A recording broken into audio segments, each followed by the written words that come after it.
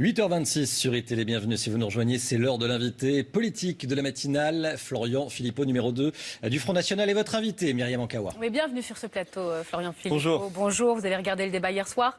Bien sûr. Qui a gagné?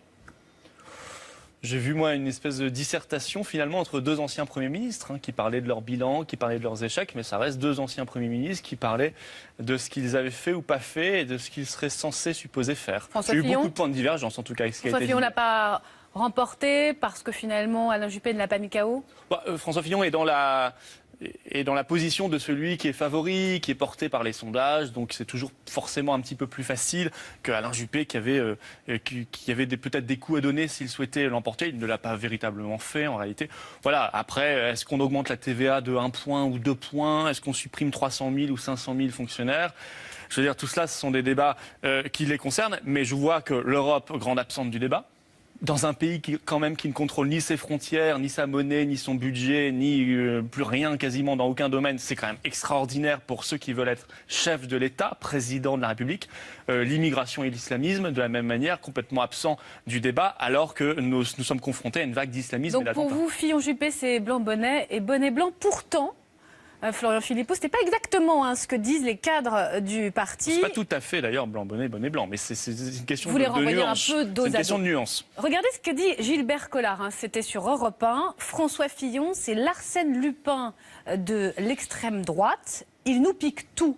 Et plus intéressant encore, Marion Maréchal Le Pen. François Fillon nous pose un problème stratégique. Il est plus dangereux pour le Front National. Elle l'a dit devant la presse parlementaire. François Fillon, plus dangereux pour le FN? Moi, je ne trouve pas du tout. Je pense que c'est François Fillon, comme Alain Juppé d'ailleurs, mais parlons de François Fillon, qui ne cesse de montrer qu'il est très effrayé par Marine Le Pen, par le Front National. Je pense qu'ils ont eu à la fin 10 minutes de débat sur le Front National, sur Marine Le Pen, avec d'ailleurs des mots très insultants pour les électeurs du Front National, les électeurs patriotes une nouvelle fois, on le remarquera. Mais c'est eux qui semblent très effrayés par cette perspective.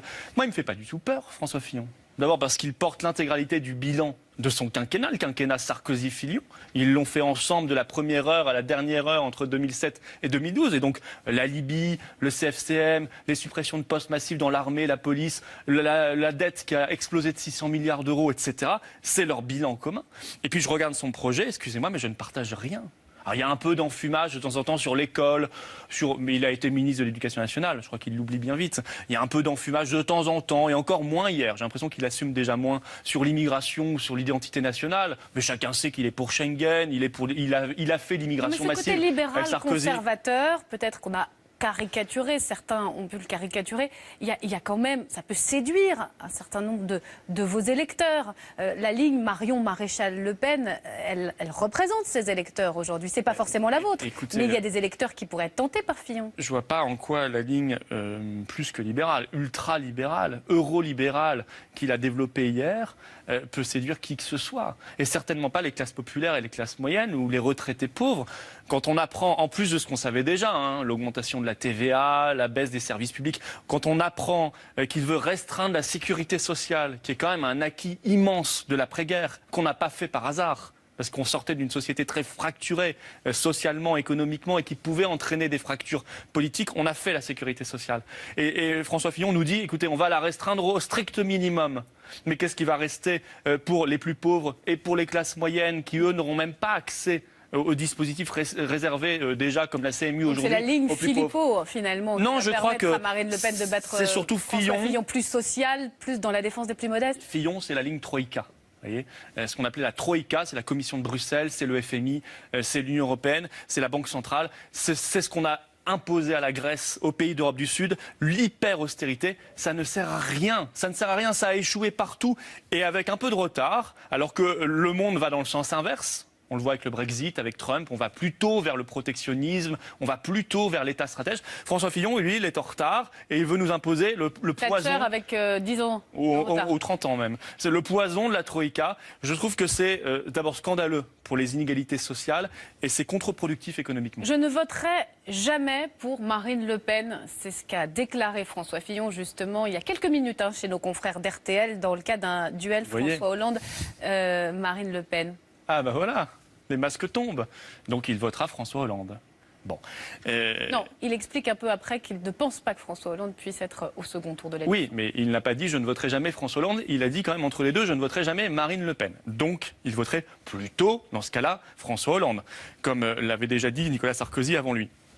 Bien écoutez, ça démontre ce que nous disons. Il y a bien une continuité entre tous ces quinquennats, Sarkozy, puis Hollande, et demain, je ne le souhaite pas pour la France et les Français, un nouveau quinquennat UMPS. Ça ne servirait à rien. De toute façon, on ne relèvera pas la France avec ceux qui ont été chefs du gouvernement. Et avoir été pour le Front National. On ne peut pas avoir gouverné et vouloir à nouveau demander le suffrage aux Français. On est disqualifié. Quand on a été ministre et Premier ministre depuis 20 ans, parce qu'avant même d'avoir été Premier ministre de Nicolas Sarkozy, François Fillon a été ministre, qu'on a changé en permanence d'avis. Il était pour le non à Maastricht, il a changé d'avis.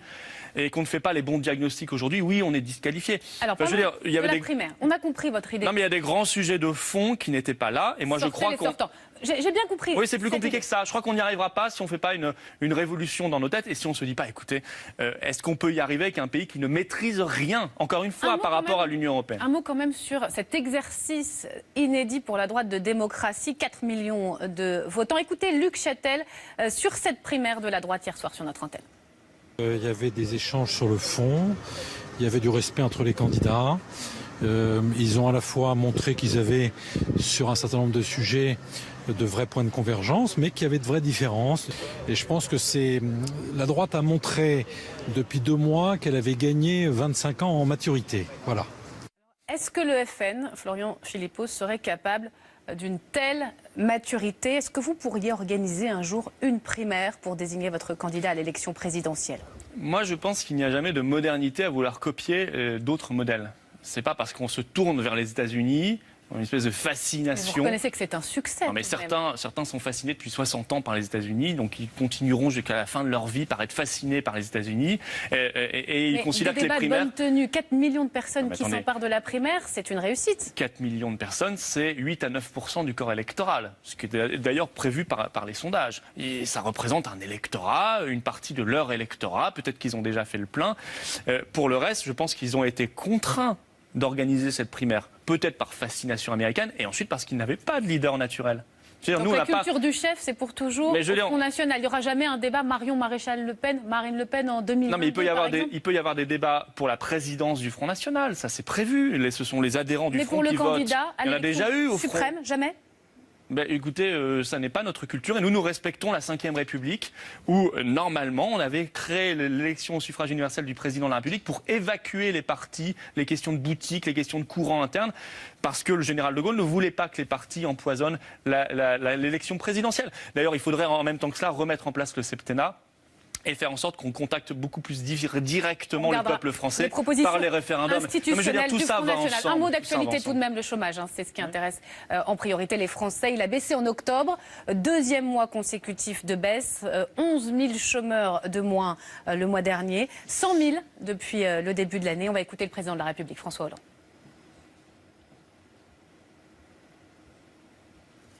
La bataille, je l'ai dit, elle est longue, elle est engagée depuis maintenant plusieurs années, elle porte ses fruits.